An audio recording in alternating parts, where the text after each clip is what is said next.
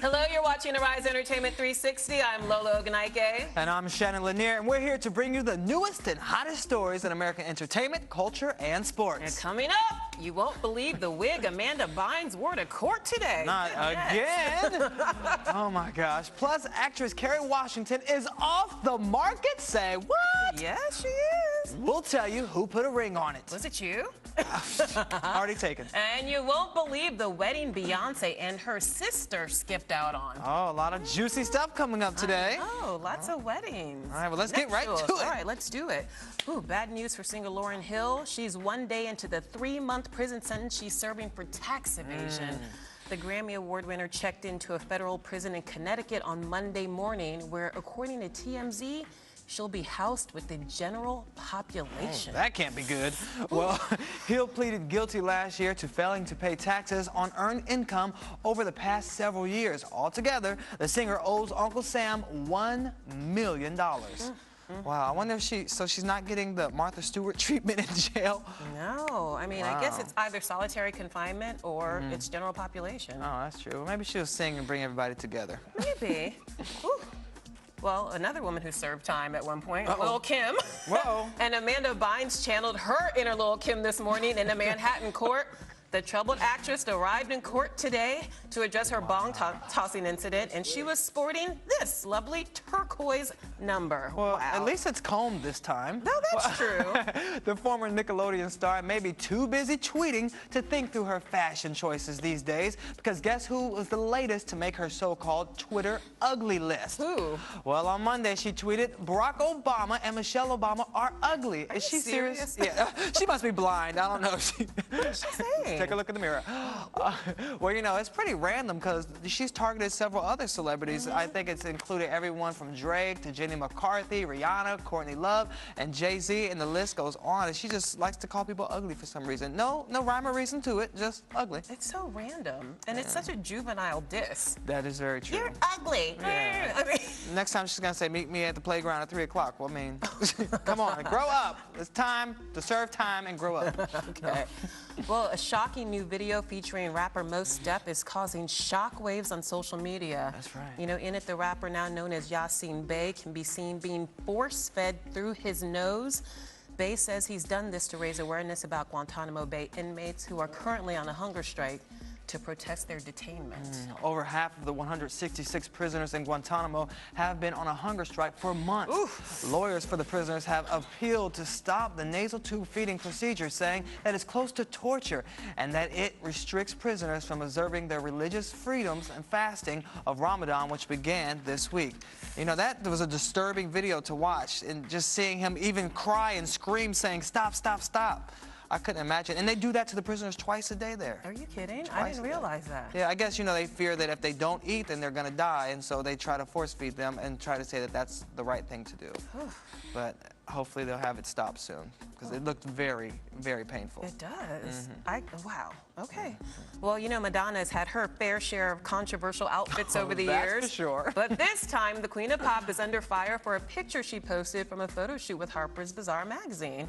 In the photo shoot she shared on Instagram and Facebook, Madonna is wearing a chainmail mask resembling a face veil worn by Muslim women. Well, fans of the singer have interpreted the mask as a message of empowerment to women, a direct criticism of the oppression suffered by women in some Islamic countries. Now, many others are calling the picture disappointing and reductive.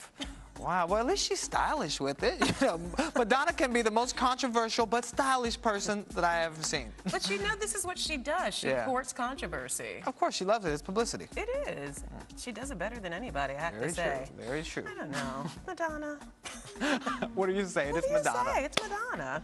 Oh, well, George Clooney and longtime girlfriend Stacy Keibler have called it quits. I'm so sad about this. Right. Yeah, right. 33-year-old Keibler reportedly pulled the plug on their 2-year romance because she eventually wants to get married and have kids, and guess what? Clooney doesn't. He's like, ain't nobody got time for that. He's like, I'm too old to be chasing around some kids. Or a source told People magazine that they quietly stopped being a couple weeks ago, but it only became confirmed recently when photos showed Clooney and Keibler spending 4th of July weekend in different locations. Wow, that was a quiet split, right? 'Cause you didn't hear about it. But you know this was going to happen. He dates women for about 2 2.5 years, and then he's done with them. It's called the Clooney syndrome. Oh, yeah. Okay. Yeah. All those relationships have an expiration date. Yeah, unfortunately they do. To go in, have a good time, and then that's about it. When you're a man of that swagger, you know, he can do that and get away with it. She's a wrestler, though, so I'd be afraid to break up with her. Bam! Body slam. Like, you gonna be with me forever. Boom! The top rope. Well, it's good that she was the one that said, I'm calling it quits, because if it was him, she made a body slam. That's true. All right. Well, art collector Charles Saatchi announced Sunday that his marriage to celebrity chef Nigella Lawson is also over. Oh, lots of splits. I tell you, Saatchi claims it's because his soon-to-be ex did not defend him after photo service of what looks like the 70-year-old choking her at a fancy London restaurant. Looks like, he says. That looks like it to me. Well, Saatchi described that incident as nothing more than a playful tiff. Okay. And in a statement that Britain's Mail said, quote, I am disappointed that she was advised to make no public comment to explain that I abhor violence of any kind against women. No comment so far from Lawson's people. So essentially, he's saying she didn't come out and publicly defend me, so I'm mad at her and I'm divorcing her. He's not addressing the fact that their playful tiff looks like he was choking her out. And the pictures, I didn't look like she was playing to me. I don't know. And then right after that, seeing her walk away crying, yeah. She was weeping and his hands were around her neck. Yeah, it didn't look like she's laughing and playing there. No. But that's just my interpretation. Yeah. All right, well, speaking of breakups, Jennifer Love Hewitt is also going through a breakup. But don't worry, it's not with her fiance, Brian Halasay, but with Twitter. Oh, that's better. Yeah, definitely better. Hewitt has deactivated her Twitter account due to negative messages and online threats she's received. The actress tweeted about her exit from this social media site saying, quote, unfortunately, with all the negativity people choose to send on Twitter, I'm sad to say Twitter is no longer for me. This break is needed. Life should be filled with positivity and holding each other up, not making threats and sending bad vibes. Yes, build each other up. I like her message, though. Yeah. She stated that let's use Twitter for other things besides calling people ugly. Yeah. Let's build each other and give somebody a compliment. There's nothing wrong with that. I know. So I'll tweet you later. You're doing a great job, Lola. Thank you, Shannon. I'll retweet it. There you go. Well, it's not exactly a scandal, but it is a surprise. A sad surprise. Vanity Fair cover girl and Scandal star Kerry Washington was married on June 24th in Haley, Idaho. Can you believe this? Washington's new husband is football star Nnamdi Osumoga, and he's a cornerback for the San Francisco 49ers. She's got a baller. I see. Also in fellow countrymen. That's right. Well, he's a Nigerian baller. Well, details about the secret wedding are scarce, but according to a marriage certificate, Washington's parents were witnesses at the ceremony. Oh, that's sweet. You know, this is Washington's first marriage, and she was also last linked to fiance David Moscow before they split in 2007. But I want to know, how did they pull this off? Because it was so secretive. Who even knew they were dating? I had no idea. And you know she's on the cover of Vanity Fair, mentioned Right. nothing about him, mentioned nothing about being married. Wow, they must have one of those Beyonce Jay-Z relationships going on where it's going to be like totally off the record, off the books, not even going to mention but it. at least we even knew they were dating. I know. Come on, clue us in, Carrie. We talk all the time. You could have shared this information with me, girl. No. Just kidding. It's okay. I know. Right. I'm going to try to get over this It'll and say be okay. congratulations anyway. We'll say congratulations to rapper Wiz Khalifa and model Amber Rose because they've also tied the knot, Shannon. Congratulations. Yay! The happy couple turned to Twitter to announce the good news, tweeting, "Me and Amber got married today. Wedding's this fall. Thought I'd let y'all know." And shortly after, Rose tweeted, "Yay, me and my baby are officially married. It's been the best day with my family, husband, and baby boy." Aww. You know, the couple got engaged last year, and they have one child together, so this is a nice milestone for They're them. using Twitter for good. Exactly, saying nice things and supporting each other. Yeah, that's nice. Oh, they're a happy little hip-hop couple. I know, very cute together also. All right. Whew. Beyonce's father got hitched last Sunday, and guess who didn't show up, Shannon? His ex-wife? Yes, Just she did Tina not didn't show up. show- okay. Tina wasn't there. Beyonce wasn't there either. Oh. And Solange didn't show up either. Whoa, was that a protest? I think so. Well, Knowles married Gina Avery in Houston, Texas, following a year and a half of engagement, but goodness, nobody was there. Yeah, well, you know, the dad said, that, according to TMZ, that the high-profile daughters couldn't attend the event because they were at, quote, previous engagements. Well, it sounds a little shady to me. How do you have a previous engagement that, you know, unless you're on a tour on stage somewhere, that you can't make your dad's wedding? Maybe Beyonce could get away with that, but Solange. Really? You're like, you won't have nothing to do, girl. You just, Be at that you're wedding. just picking that fro. You can make it. And then if they did have previous engagements, then why wasn't it worked around their calendar so they could be there to celebrate you? Well, apparently Beyonce was at the Essence Festival. Okay. But that was in New Orleans. Texas is right there. Yeah. You're Beyonce. Right. Private jet. On a private jet. Yeah, and when you're at Beyonce status, you can also do this. just be there. She's got power, people. She's got power. Oh, well. Hopefully they work out the family feud and they get it together. Really? Yeah. You are a trip. Okay. Beyonce. Well, John Mayer kicked off his Born and Raised tour Saturday night in Milwaukee, and the singer decided to show a little love for his lady, Katy Perry. I love this story. Yeah, that's good. Mayer reportedly dedicated the song, A Face to Call Home, to his on-again, off-again girlfriend, calling Katy, quote, my face to call home. Wow, you know, it was an emotional night for them because this was the first time Mayer hit the stage since his throat surgery last summer. I know. So it's good to see him back on stage and happy, back in love again with Katy Perry. Well, she talked about how much she loved him in the Vogue interview Right. came out, what, last month? Mm-hmm. And so clearly he was listening, or he was reading, so now they're back together. I like it. I actually think they make a cute couple. Yeah, they're like a match made in music heaven. Oh, I like that. What do you guys think? Do you think they're a match made in music heaven? Tweet us about it at Arise TV 360.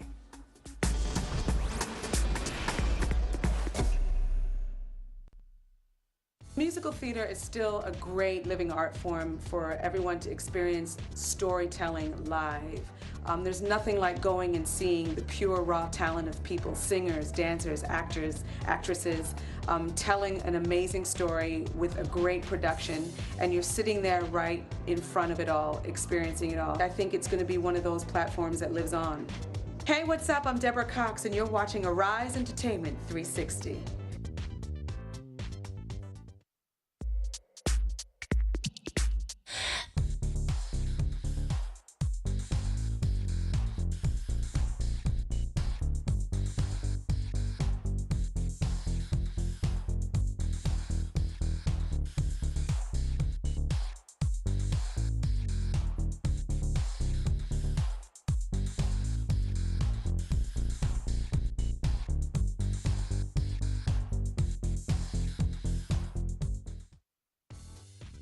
Arise is empowerment. Arise is youth. Arise is love. Arise is the future. I'm Paul Carrick Brunson, and you are watching Arise TV.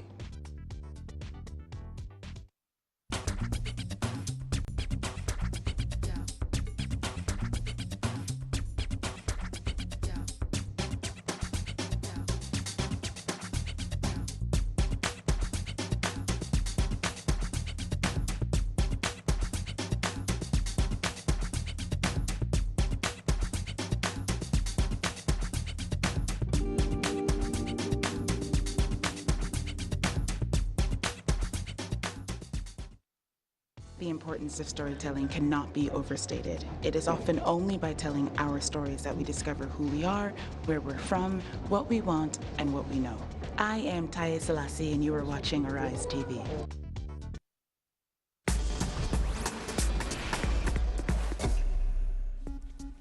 His work has been featured at the Whitney Biennale, the Tate Modern, and the Brooklyn Museum. And he's widely regarded as one of the most important artists of his generation.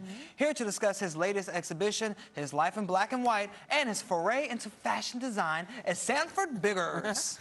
Welcome, welcome. Sanford, you have so much going on this year. My goodness. Yeah, it's a wild time right now. It's a wild time. Well, it's about to be a wild time later this week because you're art directing an event for Absolute Vodka. I know it's a private and secret event. We can't share the location, but what can you tell us about what's going to be happening that evening? What can Shannon and I expect? Well, that evening I will basically be taking care of all the artistic direction of the venue, which means you will be walking into a living and breathing Sanford Biggers installation. There will be clouds of raw cotton. There'll be dance steps on the floor and the ceiling and the pillars. There'll be a wall that you can make into a large quilt. There'll be musical instruments, and of course, you'll have great entertainment as well. Well, speaking of entertainment, Santa Gold and Questlove are expected to be there, and I understand that you've designed costumes for them as well. Talk to us about that process, and what was it like collaborating with those two? Well, sure. Santi and I have been friends for a while, and we've been talking about doing a project, and just so happens that the opportunity came up.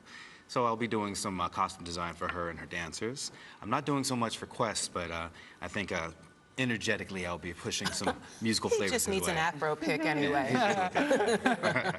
Well, was it very collaborative between you all? Did they have their input? Say, I don't like that. Okay, do this, do that. Yeah, it was a lot of back and forth, but we've been paying attention to each other's aesthetics for a while. So I actually do think we've already been feeding off of each other for the last few years. So this was just a perfect opportunity for us to push that together into a proper collaboration. I love it. Well, let's talk about your new exhibition, Dark Star, that opened last week. My goodness, you don't have enough on your plate. I know. I just keep piling it on. It's at the gallery in East Hampton? East Hampton, the Eric Firestone Gallery. And it features a lot of quilts. I know that that is a recurring motif in a lot of your work. Why did you decide to visit the world of quilts again? And why is this important to you? Well, two things are happening. My work is usually, filled with many layers, and one of the layers being the conceptual, and the other being the aesthetic. And conceptually, quilts have been of interest to me because there's been rumors of quilts being used on the Underground Railroad. So as escaping slaves were moving from the south to the north, at night they would sometimes come upon a safe house that had quilts either folded a certain way or certain patterns on display, which would give instructions like, tonight it's safe to stay here, or we're under surveillance, keep moving, or turn left at the river up ahead. And I like the idea of this embedded language that is potentially imbued inside of the quilt. So as I take antique quilts, all the quilts I use are pre-1900s. As I use those, I'm embedding yet another layer of coded language. So it's not so much about how you see them today, but how they'll be seen 50, 100 years from now, and how somebody can maybe decipher all those multiple layers. And what are some of the encoded languages that you're incorporating into it now? Well, I think I've been developing a symbolic language over the last few years. One recurring image is what I call a lotus. And I lived in Japan for several years, and while there I got very interested in Buddhism. And the mandala is one of the central symbols of Buddhism. So I've made my own mandala, which consists of several slave ships, the cross sections of slave ships, one of those historical diagrams, put in myriad form to make a circle. So at first glance, it's this beautiful, seductive lotus blossom mandala. But the closer you get, you see the horrific truth of how many of our ancestors ended up here on the shores of Northern America. Wow, you're really getting deep there. It seems like a lot of your work, involves deep thought things and abstract designs where even sometimes you don't put words or text on the wall, you just let the people figure out what it's saying. Why do you choose to do that with your art? Well, I think art, along with music and food and fashion and all of these things, is a very visceral experience. And rather than make something that is strictly visually appealing, I like it also to have something that touches you deeper. Once you find the backstory, you actually take a little bit of knowledge home with you. This is the way I was exposed to art. I grew up looking at things that had a message behind them, not just the appearance, but the depth. And the layers. The layers, yes. Well, let's talk about your collaboration with Hank Willis earlier this year. Sure. You were dressed in black and white from head to toe, but you've said that it's much deeper than black and white. It's the Sure. subtlety and nuance that you wanted to discuss. How did that collaboration come to be, and what was it like for you to work on that project with him? Well, once again, Hank and I have been friends for years, and You've got a lot of great friends, Stanford. I'm very fortunate living in New York City, we're here. So a few years ago, I did a series of events that explored the history of American musical theater, AKA minstrel shows. And in that process, I was re-envisioning them. In fact, I made a piece at The Box, which is a very famous venue in New York, called Club Downtown. Yeah, exactly. I've been there a few times. Yeah. Oh, and you made it out alive. I made it out, barely, but it was a blast. Yeah. So I did a piece called The Something Sweet, and it was exploring this idea of the minstrel show. So I, in fact, called it a post-minstrel cycle. And the idea was... I love a good pun. So I had an ensemble cast of several musicians and artists that I've worked with for years. I'm a musician as well, so I composed the music, I did the costumes and the stage, and so on. And as a result of that, I think Hank saw that piece, and he had an interest in exploring aspects of that too. So rather than sort of going into territory that he thought I may have already explored, he called me up and was like, well, how can we go back into it and do something that speaks of how we're both thinking of it now, 5 years after that project. And so that came with the end result was me in this suit, dressed in white and black. And the idea was not so much the white and black, but actually the gray in between. I believe in the phrase both and, not either or. And I think a mistake that's often made here in North America is that we look at things in black and white, and neither blacks or whites are monolithic cultures, not to mention all the other cultures in between. Absolutely. And the sooner we realize that, the sooner we can garner more respect for each other. Well, you make a good point there, and I know you've actually said that something similar to that within the New York Times. You were quoted saying that, you know, black and white is like the yin and the yang, the pathology and moralism, the life and death, and the super ego. Can you elaborate a little bit more on that and how that affected the process that you went through with Hank and how you helped inspire you with this project? Sure. Well, you know, back on that note, I think we were both struck with this idea of things being seen in this binary system of black and white, when both of us have lives that are far more complex than that. I mean, all of us do. And so we sort of want to address that rather than showing the subtleties by giving you one image that was sort of a shocker to get you in. And then when you hear the backstory and learn a little bit more and see the expanse of that project, you start to see that this was much more of a unique process and a very physical process on my part in the poses and many of the actions that I did in that photo shoot. We were actually curious about that because we watched the video from the shoot, and it just looked so physically demanding to the both of us. What was that process like for you, and how hard was it on the body? You had to train for it? You know, actually I did train a bit for it, and you know, I've been a yoga practitioner for probably 10+ years. But interestingly enough, when I do projects like that, I sort of escape my corporeal being, and I just get really involved with the process. So though the photo shoot took around 8 or 9 hours, I don't really recall being tired. I was just so in the moment. And Hank is great to work with because he knows how to keep you going in front of the camera and say, no, that's not so much what we want, or push it more in this direction. And it was a good back and forth. How did you all work together? I mean, did you take direction? Did you give direction? It was both. It was both. You know, How collaborative was it actually? It was very collaborative, actually. He would suggest a pose or two, and then I would suggest a pose or two. Then I would look at the proofs, and then, you know, modify to make things look a little bit better or accentuate certain aspects of the photo shoot. Now, I know you're going to be talking more about all your photo shoot and your creativity behind it with Marcus Samuelsson soon here. And you're also going to be talking about politics, social issues, culture, and how you were raised. You know, were you raised around the art world and the art scene? I know you studied a little bit in Japan once you went over there, but even at Morehouse, you didn't have that background. So where did you first get introduced to art and how? Well, interestingly enough, I became interested in art very, very young in Los Angeles, where I grew up, by the paintings and the drawings that were in my house. My parents collected the work of Charles White, John Biggers, who is my cousin, Barbara Wesson, Varnett Honeywood, you know, artists that have been now claimed to be black romantic artists and so on.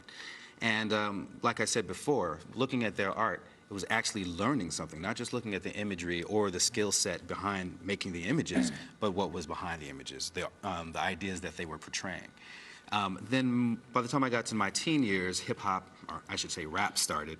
And I was on the early string of Los Angeles b-boys. I was breakdancing, I was DJing, and I was doing graffiti. Can you still pop lock? Oh, I can go away. A little Show us a little something real quick. Pass it on. That's bad. I have to give a shout out to my good friend Eric Garcetti, who is now the mayor of Los Angeles. And I say this because a few weeks ago he was being interviewed, and they asked him about a breakdance group that he and I used to be in. And they made him do exactly the same thing. No way. He did a wave on stage. He did? So that's a shout back to Eric. Okay. All right. Like We won't make you do a centipede, but next time we'll pull out the cardboard box there we and go. it's on. Make it happen. Make it happen. But on a more serious note, how did graffiti influence the work that you do today? I think it was about improvisation, about risk, about... there's something almost very romantic about being a graffiti artist, because here you are going out at night, risking your safety, putting this masterpiece on a wall that you know very well could be erased the next day. So it's not even about the permanence of it, it's about the act. And I think that falls right in line with sort of my Buddhist studies, that it's not about the end result, but more about the process of getting there. I've made several pieces that are considered ephemeral because they won't be there forever. And when people look at them, they wonder why I would spend hundreds of hours to make something that doesn't last. But I think that is basically a metaphor for life. We do all this work on our bodies, but in an instant it could be gone. So what you really have to work on is your inner qualities. Well, tell us a little bit about that process. How do you even come up with these? Some of your, art pieces are huge. They're massive. Just not something you can just practice at home and then go and recreate at the gallery. How do you come up with this, and what's that process like? I don't know. I think very large, you know, and when I say that, I think in expansive environments, or like we call that installation half the time. So it's not just about an image on the wall, but creating an actual space for you to walk in where you can actually see something, hear something, learn something, smell something. In fact, the event I'm doing later this week is exactly that. You'll walk in and you'll see something, but you'll also hear this music from Santo Gold and from Quest, so it becomes an all-encompassing experience. It's an oral experience, a tactile experience, an oral experience, all of the above. Well, I think this goes back into what I consider the griotic traditions from Africa, where there wasn't one specific name for poetry or for cooking or for dance or for music or for art. It was all sort of done in the name of communication and sharing. Well, I think it's interesting how you share things with people and try to educate them. Some of the things that other artists wouldn't even touch because they're very controversial. I know, this tree behind us, Blossom here, was done in commemoration of the Jena 6 incident, the prayer quilt about right after 9/11, talking about Islam and different things that are approached there. Why do you choose to touch such controversial issues, and how do you pick which issues that you'll shine light on? Well, I think in the West, specifically in America, we're very afraid to deal with heavy topics. And everyone runs into Well, it's post-racial America, isn't it, Sanford? Well, yeah, I've heard that phrase. Didn't really stick for me, but the thing about it is that the minute something truly topical comes up, people run into their corners, or they go into their old black and white bag of tricks, and they gloss over everything. But through art, there's a means of grabbing your audience in through other means, and then later revealing what the true intent of that work was. So, for example, when you see the lotus blossom I talked about, you're seduced to get closer to it. And then the closer you get, you realize what that history is revealing. And I think that's sort of the way we learn things. Okay. Through culture. Through culture and Absolutely. experience. And So through the how do body. you pick which ones you want to, approach? It really depends. If I have, let's say I have an exhibition coming up in a specific venue or a different country, I do a bit of research. I often read a lot and listen to music, and maybe a phrase will jump out, or a couple of words will jump out, and it will spark something in my mind, and I figure out a way to elucidate that in 3 dimensions. Okay, nice. So you're currently a professor at Columbia, and you've taught all over, but you have yet to teach at a historically black college, even though you attended Morehouse. I'm just curious as to why. Well, I think it's something that I may do later in life. However, I do frequently go and speak at the black schools. I spoke at several of them, and I make myself available for that. But at the moment, I'm sort of focused right here in New York City because this is my gateway to all the other places where I need to go. Because though I might be a professor, I'm still learning. And at a certain point, I think I might be able to impart even more wisdom upon that very select demographic that's at a black college. So real quick, what's the most important lesson that you make sure you teach this next generation when you're going around teaching? That if you get no rejections, that means you're not trying hard enough. You're not putting yourself out like there. that. And through those rejections, you find out what to do better. You gain strength. You gain fortitude. So to stick with it, never be dissuaded or disparaged, and keep moving. So what's next for you? As if you don't have enough going on. Too much. After this crazy week that's coming up, I think I'm going to travel a little bit. I have a lecture that I'm speaking in Switzerland later in the month, and then go check out the Biennale in Venice. Nice. And then maybe go for a little R&R in East Asia, meditate for a little while. Oh, I'm so jealous. I'm so jealous. Sounds like the life. Well, continued success, and we'll definitely come check you out on your newest exhibit, Dark Star. Okay. And come back again soon, please. It'd be my pleasure. Thank you so much. Thank you. You're watching Arise Entertainment 360.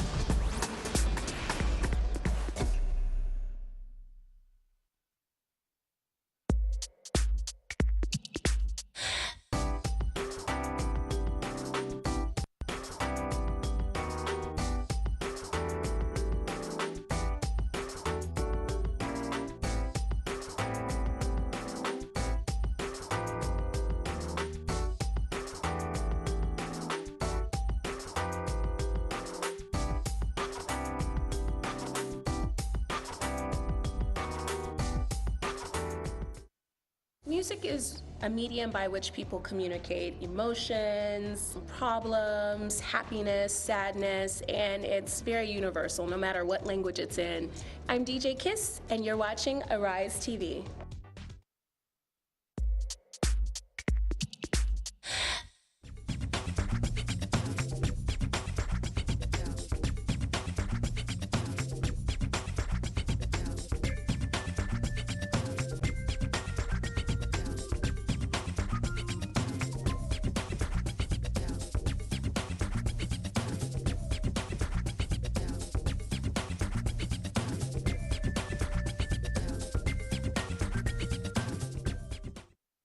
Arise is the culture.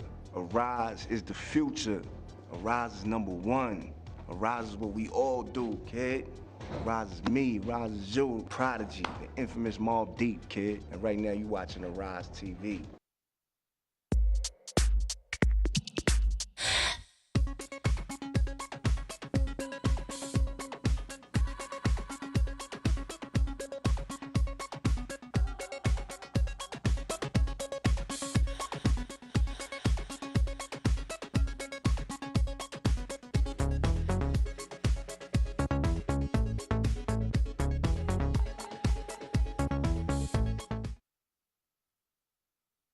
We recently talked with Keontae Young about finding the perfect watch. Take a look.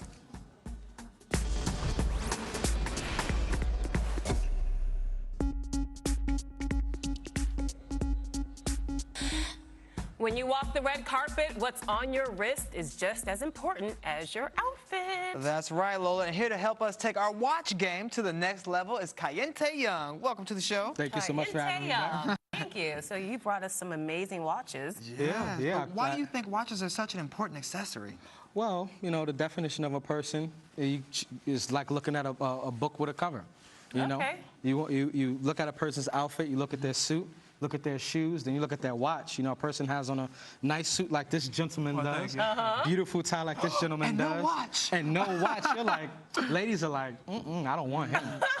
Dang, left out an But accessory. everyone has a cell phone now, so are watches still popular? I mean, who really needs a watch anymore? Well, everybody needs a watch. You know, first of all, you know, everybody knows about your phone battery. Phones don't last that long. That's now, when that phone died, what are you going to do? Oh, I just looked at my wrist. Okay. And then, too, sometimes you don't want to dig in your pocket. You just want to... Just make it quick. Yeah. All right. Well, you're known as the sneaker man, so how did you even get into the watch game? Well, you know, some years ago, I had met this older woman.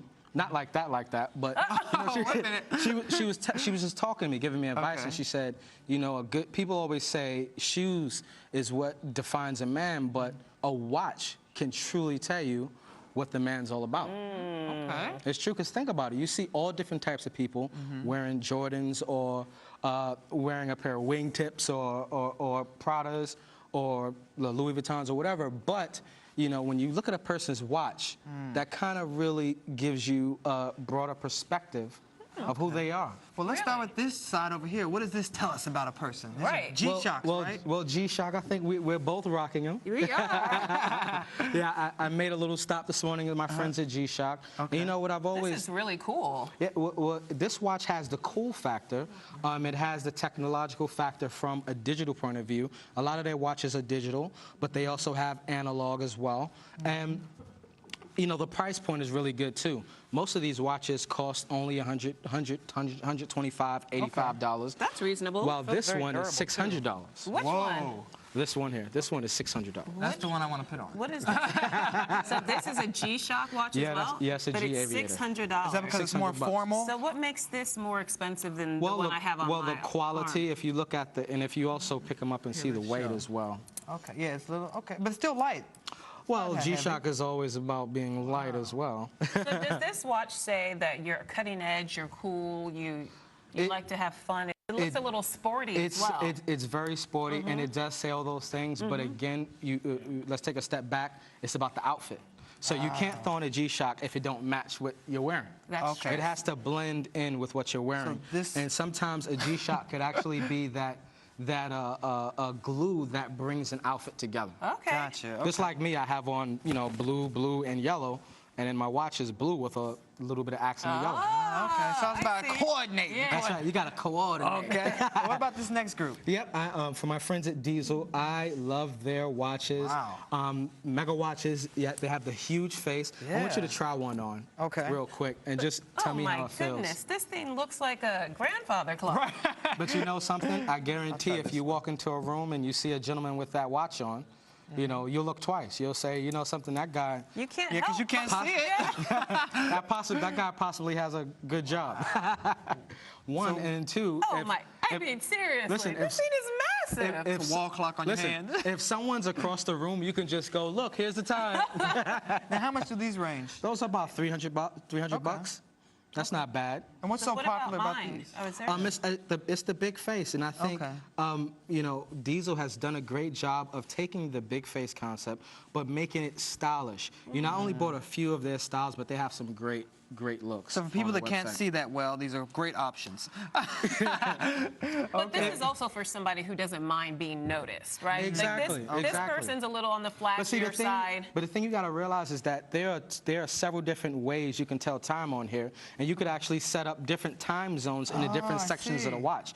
So that's what the big face is about as well. All right. Now, what about this first row up here? Okay, these are all small faces. I went to AmericanApparel.net, and I saw some of the coolest watches that took me back to when I was younger. You look more classic. Do you remember when the watches had calculators on them? Yeah. These are them, the Casio watches. Inexpensive.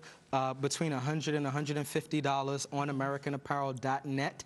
And they have the ones with the calculators. They have the Casio metal ones. They have all different types. Some for the ladies. You know, it's just. I want that one right there. Yeah, it's just it's nostalgic. Yeah, it's very it's almost vintage, right? It is vintage. Okay. And in fact, you got to click vintage on their website to get to it. Oh, gotcha, And so this one would probably work for sort of like a hipster who's being ironic, very Williamsburg, very Brooklyn. Well, I mean, I think like downtown. I think it works for anybody. Again, you know, just like with footwear, with a watch, you know, it's the beginning of your wardrobe. You know, what you do with the rest of your wardrobe kind of defines you. Now, let's talk about this watch in particular, because this one is great for workouts. Check these out. Let's zoom in here. Yeah, how does that work? Oh, his words going across the front. Yeah. What does that say? It's called the Nike Fuel Band watch.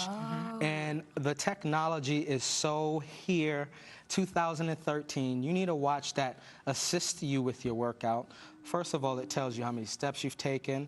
It tells you how far you've gone. It just gives you a great rundown. In fact, it even tells you how many calories you've burned. Are you kidding? All on a watch. On a watch. On a watch. Oh, this is for me. Thank you. So sweet. You cannot have my watch. And what about these New Balance ones? That's a Nike Fuel Band, That's a Nike 149 Fuel from my Band. friends at New Balance. And actually, I bought this one for you. Oh, I've been thank seeing you you. on Facebook, and I've been seeing you working out, getting your fit on, getting your Arnold Schwarzenegger on. And you know, what's great about this watch is it is a digital, it's called the Digital Runner. Okay. And it, excuse me, the GPS Runner. And it actually tracks where you're going. You could actually hook it up to your computer, and it'll give you some details, first of all. Oh, your wife will like that. No, I know where you at, boy. Yeah. Well, listen, it's not that detailed. Oh, okay, But see, the purpose of it is not to tell where you are, but to help you keep a track of your workout. Oh, okay. See, and how far I've run. all that Exactly, stuff. so you can Okay. measure what you're doing. You know, some people take working out seriously. I do not. No, but no, this is true because a lot of times I'll just run and just start running. I don't know how Yeah. far I went, and then this will tell me, and I can map the route again the next And time. then you can push harder, go Okay. further. I like that. All right, these are all great options, so great. many. And last question, what is the most important thing about picking a watch that's right for us? Well, you got to think about what you have to do during the day.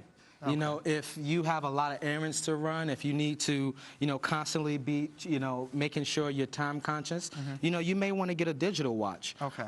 If you have a business event to go to, digital may not be the right move for you. Okay. You have to think about what you plan to use the watch for, because this is 2013. Watches are no longer just about telling time. All right, Kayente Young, very, very good advice. Thank you so much. Thank you. We know what time it is now, don't we? That's right. That's right. It's time to eat.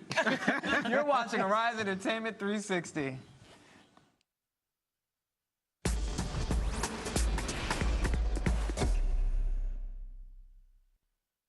Music is important to me. It's the first thing I ever fell in love with. It is a universal language. It is the voice of the things that sometimes we're afraid to say inside. I think music is just a beautiful gift that's been given to us. And I'm just very fortunate that I can live and love to do it every single day of my life. Hey, what's up? I'm Melanie Fiona, and you're watching Arise Entertainment 360. Ever since I became an athlete, I have been very passionate about being the best that I can be, and that starts from within. Feeding yourself the right foods, spirituality, all of that. So that's why I wake up in the morning, to be the best mom that I can be and to be inspired to get better at just living this life, being a human being on this earth. Hi, I'm Layla Ali, and you're watching Arise TV. Comedy is important because laughter is good for the soul. Laughter keeps you young. Laughter makes everyone happy. So guess what? Keep on laughing, everybody. This is Kim Whitley, and you're watching Arise Entertainment 360. My favorite part of my job is that I get to do something new every day. I invent and make up new things all the time, and I never stop learning. To me, Arise means a new day, a new life, a new chance, a new opportunity, a new beginning. I'm Roble, and you're watching Arise TV. Music is important to me because it's an outlet. Different way to create, different way to express yourself, different way to stay out of trouble. For me, it was very important to just always be expressive, always keep my mind busy and functioning and just thinking of new creative ideas. And that's still prevalent to me to this day. You take music off the world, you can take me with it. I say that all the time. So music is my passion and my love. As long as you're passionate about something, then I'm sure you understand what I'm saying. Hi, my name is Joe Budden, and you're watching Arise Entertainment 360.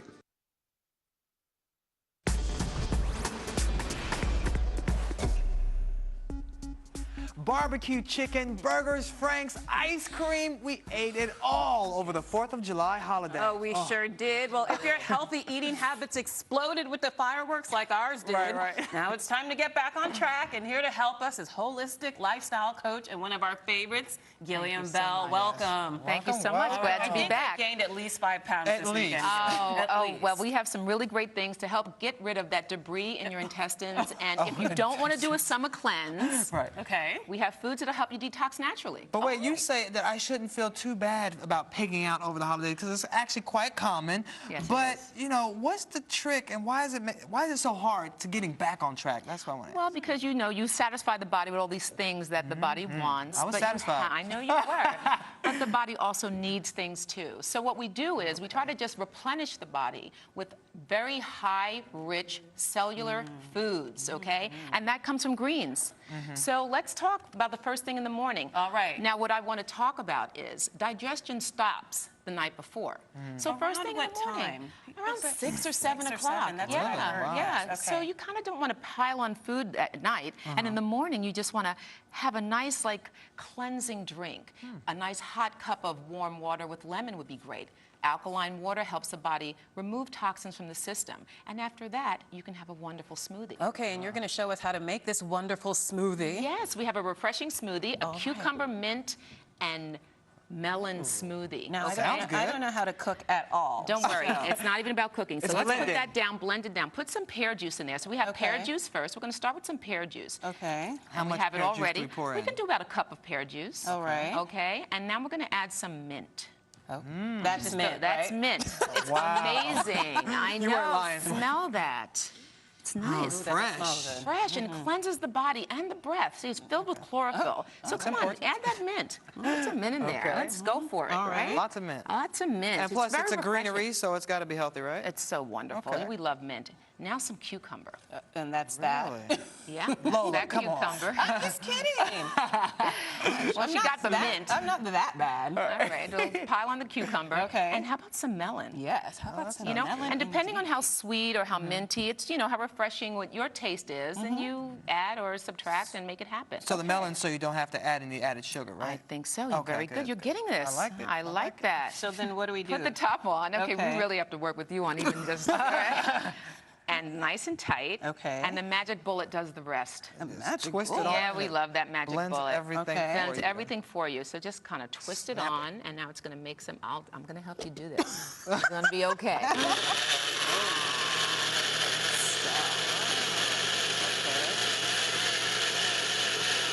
Now, will this really fill you up? You know, this isn't about being full because you've actually done that over the weekend. Yes. Right. This is about cleansing Okay. and really just refreshing the system and enjoying the moment of a wonderful, refreshing drink. Now, if we would have blended this a little longer, you would have, you know, some of these chunks would have go, but we're going to just do this right now. Speaking of this detoxing process, you say that, you know, going through the weekend and having a bad day is actually a good way to start your seasonal detox. Isn't that nice? This is really good. Yes. It's very refreshing. It is very refreshing. And like I said, if we blended it a little longer, we'd get rid of some of the chunks in the mint. I like That's what the you're texture. tasting. But I It's love texture. the texture too. And you know what? The body loves the texture. The body loves to chew. This is Chewing really is, good. it's good. No added sugar. Everything you make is good. Oh, you're so sweet. Yeah, this is nice. Now, It's this is nice, the right? start to your summer detox, but why do you say you should do a seasonal detox? And what does that entail? Well, think about it. 4 times a year, change the seasons. The body needs to change the same way. The body needs to get rid of the food from the last time, the last season, and get ready for the new season of foods. Okay? Because we have allergies, inflammation. There's so many things going on. And if the body doesn't get rid of the old, how do you know what you're allergic to? How do you know what your system is getting involved in? So we just want to give the body a head start in having a clean slate. All right. Now let's move on to some sandwiches. Let's move on. So I'm going to take this to the side. I'll put this to the side. So for lunch, we have some really amazing bread. Now, sprouted bread. Let's talk about sprouts, okay? We talk about green leafy vegetables. We talk about wonderful fruits for detoxifying. Let's talk about sprouts. Sprouts are the babies before they become the adult plant. So they're filled with these amazing nutrients. Basically, on a cellular level, they help detoxify the body. Okay. So you love your sprouted bread, okay? And Ezekiel makes a really great sprouted bread, and I like it, so I use it. And we have dandelion greens. Now, dandelion, some people use a lot of kale, collards, nettle. Dandelion are one of those greens that it's rich in iron, rich in calcium, really good for you, and it's really great in a salad and a sandwich. It has a nice peppery taste. Okay. And I'd like So you to dandelion taste that piece of sprouts, dandelion. I will. Taste that piece of dandelion. Now, when you say dandelion, like in the front yard, we see, really? That's what this is? Not quite the front yard. Peppery, but nice pungent flavor, right? It's a kick, It has a definitely. kick. yeah. A nice kick. But listen, when you mix it up, it'll clear you out. Exactly. Science is working. But when you mix it up with some wonderful things, okay, like hummus, and I for wanna actually added make one of these spice, you're going to sandwiches. make a sandwich. Well, then Yes. here, I'll get you all the Okay, so we ingredients. need our and sprout hopefully bread. It'll look as wonderful as my sandwich. Well, I doubt that, but I'm going to try. It And you may can not spread be as hummus good on as it, my right? smoothie Yeah, just spread either, some but you'll try. Now, I like a lot of hummus. Is that okay? That's fine. It's all chickpeas and olive oil and garlic. It's really good for you. And it's the good type of fat. That's right. Exactly. And there's I put cayenne in this hummus. Oh, spice it up a little bit. Exactly, because you know, spices. That's a lot of also, hummus, I Shannon. love. Yeah, it is. I Okay, love maybe I hummus. won't put that much You know, on. some people double mayonnaise their sides of bread. I'd rather double hummus. Oh, see, there you Okay, go. so it's Good much more. healthy. It's healthy. Exactly. And then you layer your wonderful Sprout time. With sprouts? Dandelion I'm not gonna put too much dandelion. on it. And then we have here, we have red peppers and eggplant and looks garlic great. and olive oil. So it's all really good stuff. Now, is that like protein if you're not eating the meat? and- That's wonderful, but you can have Okay. some turkey on there if you want to. Okay. Why not? turkey. I mean, but for those vegetarians, this is a wonderful vegan sandwich, Wow. you know? It looks yummy. And again, it's a way to feel filled without feeling stuffed. Because I think over the holidays, we all felt a little stuffed. Yeah. See, I made Now, I my would do an sandwich open-faced nice. sandwich. Take a bite. Yeah, I'm going to do that because that way I'll cut down on the bread. Okay, So, there you go. Oh my God, Shannon's eating carbs. I've never seen this And before. yeah, there you go. You okay? And how is that? It's actually really It's good. really good.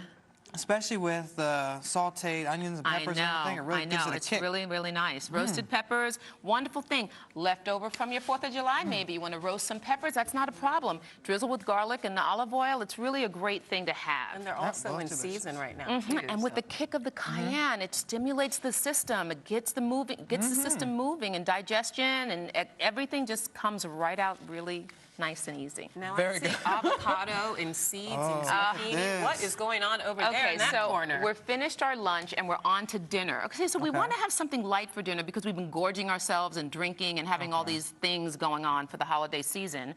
We have a wonderful light salad. So we have chopped dandelion, we have cucumber, we have roasted beets, we have avocado, and we have wonderful seeds in them. So you have protein, greens, your nice soluble fat, beets, with a nice drizzle of a white balsamic dressing mixed with a little bit of honey and Oh, well, there's honey in olive oil, there. just a little bit. Just a little, just Raw sweetener. organic, yes, wonderful. Your salads look so pretty. It just takes time to like do this though. It's No, like you it gotta doesn't cut take time everything. at all. and- It's all wonderful. And you know what I do usually? I cut Okay. everything up, I wash it out, and I put it in a baggie. So at Oh, least for that's 2 smart. days, yeah, you have salad. You just put it in your, and make it happen. Put it in your plate and make it happen. Oh, So you're okay, gonna make that's your not own that bad. salad too. I'm making my own salad. I'm doing it all. Look, chop, chop. I can't go as He's fast the- as some people. That's okay. The Rise There you go. family. See, I'm There just you gonna add go. to this salad because I like a lot of cucumber. You like and a lot of avocado. cucumber? Put some avocado So I in like there. small pieces of avocado to make it blend in. So this more. is going to be a group test here. Okay. We're going to all taste this and make it wonderful. So. Now, when making these meals, I know one of the tips you just said was make a lot of it, put it in baggies so you have it. But what's Yes. the most common mistake people make when trying to survive through a detox? Okay, well, you don't want to cut your avocado early and put it in a baggie because it's going to be brown and it's not going to be Oh, appetizing. that's right. And you know what the wonderful thing about this is? You want to love and enjoy the beauty of your food. And it's a process. So wash your greens off. So, shred your carrots. Get your cucumber chopped up. Anything that'll last in the refrigerator without turning brown is more appetizing visually to look at. Okay. You know, because you really have to like what you eat. Yeah, You know it's going to be good for all you. of your senses, Exactly. right, Gillian? Yes. Yeah, exactly. So you ready? I'm ready. All right, let's dig fork? in. Fork Thank for you. Fork for you. Oh, You got okay. one? I've got the odd man out I'll be fork. over Look, here. Are you gonna? I can't taste it. Did you do this before? I'll tell you, it's always still in the good stuff. I know. Have the first bite. Okay, so I have another question while we're tasting. Yes. What's the secret to surviving a whole 7 days? Because, you know, sometimes people say 7 days is a long time to be on a detox. Amazing, isn't it? The secret to surviving is eating foods that you like, trying new recipes, jumping out of the box, getting out of your own way, and just enjoying the process of Mother Nature. So that's the mistake I made the last time I detoxed.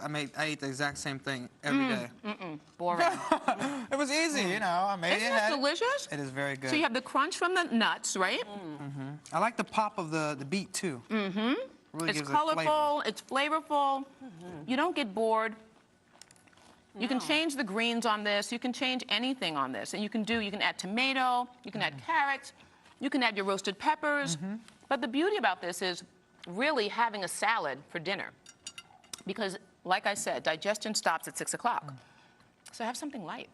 Now, is it true that calories don't count when you're doing salad? You can just eat as many greens and vegetables as you want? Yes, depends on the dressing. 'Cause I like big salads. Eat up, depends on the dressing. If you make your own homemade dressing, go for it. Okay. I think it's a great idea. Great advice. I'm ready to detox. Okay. More burgers or ice cream or Franks for us, Gillian. Well, not know. until the next holiday. Right. Got What that is right. that, the end of the Never summer? again. Let's be Never honest. again. Let's be honest. Exactly. I'll do another seasonal detox then. All So right. you guys take us out. I'm just going to enjoy You're going to this. be all right? All right. Well, Well, Shannon's going to finish eating. I'm going to try and get some food. And I'm you're gonna have this watching one. Arise Entertainment 360. Thank you so much for being here. welcome.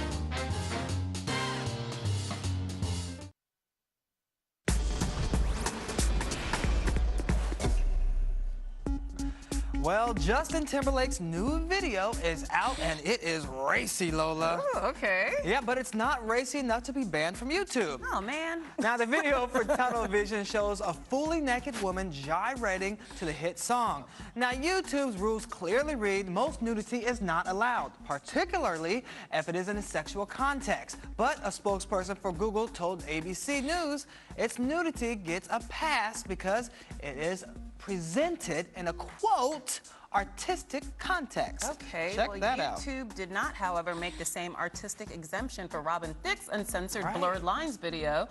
That video, which also showed naked women, was banned earlier this year. Yeah, so I guess it wasn't artistic enough. I guess not. It was just a little too naked. I know. It's interesting how some get a pass, some don't get a pass. I'm sure Robin Thicke isn't liking this right about now.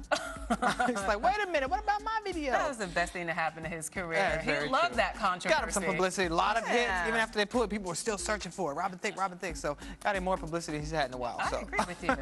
Next story. All right, well, you have to see this next video. Okay. A boyfriend, who's probably an ex-boyfriend now, played a prank on this young girl who was basically, he glued, if you can see, this giant puppet to the television. So when she woke up, she saw this ghost coming out of the screen. She started screaming. She was terrified. This is from that movie. And so look at it. This is the other view. The Ring. Remember that movie, The Ring, when the girl crawled out the TV? So that's what he was trying to depict here. And apparently it worked. Her boyfriend did this to her? Her boyfriend. That's interesting. What kind of boyfriend is that? I saw an ex-boyfriend. I heard one comedian talk about this and said, well, that's interesting. We usually see how couples get together on video. We don't usually see how they break up on video. But now we know how they broke up. And he didn't stop. She was genuinely scared. You heard her screaming over and over again. He's back in the background moaning about it. So I thought it was funny, but she surely didn't. Yeah, he's going to be flying solo for a while. I think so. Well, there are tons of 4th of July traditions going on this weekend. My favorite, of course, was the fireworks and all the food. But, you know, we just talked about that. But what about you? What's your favorite? The food. The barbecue? The barbecue. Yeah. Well, there's one tradition that I'm not so interested in doing. Take a look at this video. Okay. This is San Fermin's annual Running of the Bulls in Pamplona. I love this. I want to do this one year. And it's been going on since the early 14th century, and people from all over the world go to participate. Now, wait a minute. You said you actually want to do this? I do. You actually run from these bulls? I would, in a heartbeat. Wow. Well, you know, a lot of people It's exciting. It's so thrilling. Now, I could watch it. I don't know about actually running. Luckily, no one was killed this year, but 4 people were injured after being trampled. But I just don't think you're going to catch me in Spain running with any bulls. Look at the horns come after. No. Oh, yeah, no. Look at these people. It is very dangerous, but it's also really thrilling. It definitely will give you a rush trying to outrun those bulls. Look at that. People fly from all over the world to come participate in the running of the bulls. I know. I definitely want to do it. All right, well, we'll have to Come videotape on, you it. do this. I'll do it if you do it then. Okay. I'm in. All right. High five. We're running from the bulls next year. And we'll film it and bring it to you so you'll be able to see all the madness, and hopefully we'll be able to be here to report about what happened. Well, speaking of running, yes. How fast do you think you can run, Shannon? I would probably say maybe, I don't know, 15 miles per hour. Really? I don't know. Well, check out Robert Gill, a wide receiver who just signed with the Arizona Cardinals. He posted this video on YouTube, and it's gone viral for this reason. Look. Woo! It shows the NFL player running insanely fast, about 25 miles per hour on a treadmill. We gotta see that again. Are you serious? Look at that. Look, just as one foot. It's like it would take off your feet. 5, 6. Woo! Wow. Yeah, I would have fell right about there. Bow! Right on my face. Oh, we almost lost it. Wow. Well, it's a good thing he only had to do it for like 10 seconds, because if it lasted any longer, he probably would have hit the ground. I know, and it's already received 2 million views on YouTube. Wow, okay. A lot of people want to see that. 15 miles per hour. Yeah, after seeing that, maybe more like 5 miles per hour. That's what 25 looks maybe like 3. Hey, come on. I can try. I've run next to a car. You know, have you ever had somebody driving when you were a kid and run next to the car like, I'm racing you. No. You would run. Okay. You're not running from bulls, but you ran next to a car for It was what? just for fun. You know, your friends are leaving like, bye, I'm running, I'm racing, I'm faster than the car. Did you do that? Other kids did this. Tweet us about it. I know somebody out there did that. Tweet us about it at Arise TV 360. I have to know I'm not the only one, please. You're the only one. We'll see you tomorrow. Bye.